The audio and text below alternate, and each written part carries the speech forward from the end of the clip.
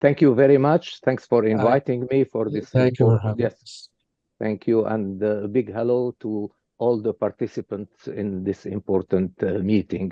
I'm very happy. Let me say that we are meeting now at a time when it is the most critical time for the Palestinian issue, when the United States and Israel are trying to eliminate Palestine from the map completely at a time when Trump is trying to remove more than 2 million Palestinians from Gaza and transfer it into what he calls a Riviera, which I don't know, I don't want to say anything about that.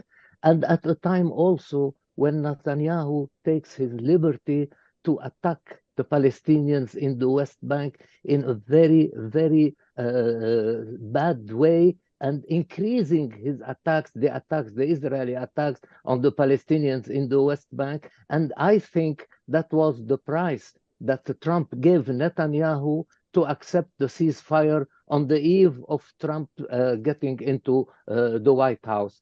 These are very important things, and the timing of this meeting today is very important to show the world that we do not believe in all these ideas here and there, that there is no Palestine and there is no two-state solution. And the idea of President Trump, when Trump was talking about removing the Palestinians from Gaza in the White House, of course, he has talked about it several times, but in the White House, when he was meeting with Netanyahu, standing on his right and talking about how difficult, how hard life is in Netanyahu, in Gaza, how destroyed the buildings and the houses and everything is in, as if it was an earthquake happened, while the person in charge, who was in charge and who was the cause of all that, was standing beside him. Of course, not a word about that. And after that, the speaker in the White House, the person in charge of speaking in the name of the White House, Caroline Levitt, was trying to turn down a little bit, make it a little bit easier on the people to understand. Said, no, we will not send the military people to Gaza, and the United States will not participate in the cost of the reconstruction of Gaza. And so that to hint here that the taxpayers will not have to pay money for Gaza, but the taxpayers had to pay a lot of money for Israel to send all the weapons and all the money to Israel, but no word about that, as if this is something that is important to do, but the reconstruction of Gaza, we don't have to pay money for that. And the important thing that happened after Trump gave this outlandish idea of moving the people out of Gaza was that not a single country outside Israel has supported the idea or has not criticized the idea, saying that it is something unacceptable, that is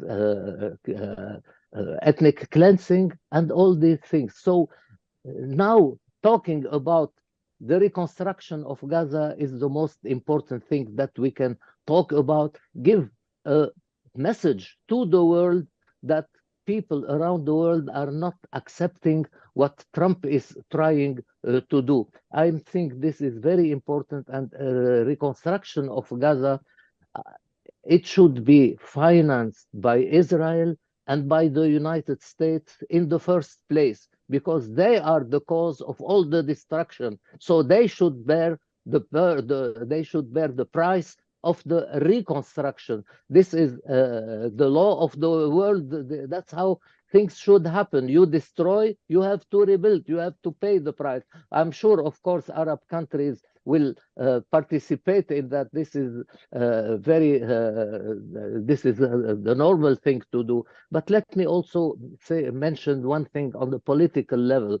When Trump gave his idea, and Jordan and Egypt did not accept the idea, the media here and the Trump and all the American responsible people in charge, and even in Israel, they said Jordan and Egypt refuse to accept the Palestinians, as if they don't want to make a favor, to do a favor to the Palestinians. The Palestinians are something horrible. We don't want them in our countries. While in fact, the idea was that Egypt and Jordan were against displacing the Palestinians, were against ethnic cleansing of the Palestinians from the Gaza Strip and from anywhere. So that's very different concept between what the media says here and the reality of the things. And another important development happened after that. Now, President Sisi of Egypt, who was supposed to come to the United States soon in the next few days, today has decided to not have any meeting with President Trump as long as the displacement of the Palestinians from Gaza is on the agenda of the meeting. So he refused to finish. He doesn't accept that. And on the 27th of this month, there will be a summit, Arab summit meeting, in which I am sure all the Arab countries will take a united front against the idea of President Trump. These are important developments. Now, as far as the reconstruction of is concerned, we have heard many ideas that came out, and I agree with everything that has been said. And I want to add that reconstruction of the buildings and everything else, the hospitals and the houses, is extremely important, but we have also to think about the reconstruction of the human beings, these children, the education, who have lost already 1 year and a half of education, these people who are really traumatized by what they have seen every day. And we have seen that the Palestinian people are attached to their lands. They want to go back. They have moved north. But now, as we can see, even the ceasefire is in jeopardy, and Israel is already threatening to get back to the war. Netanyahu has one thing in his mind. He doesn't want to stop the war, because the end of the war means the end of his political life and maybe going to jail for corruption. So that's why what he wants is continue the war. But again, I will conclude by saying that talking about the reconstruction of Gaza is a very important thing around the world, doing that in many, many places of the world. And thank you very much.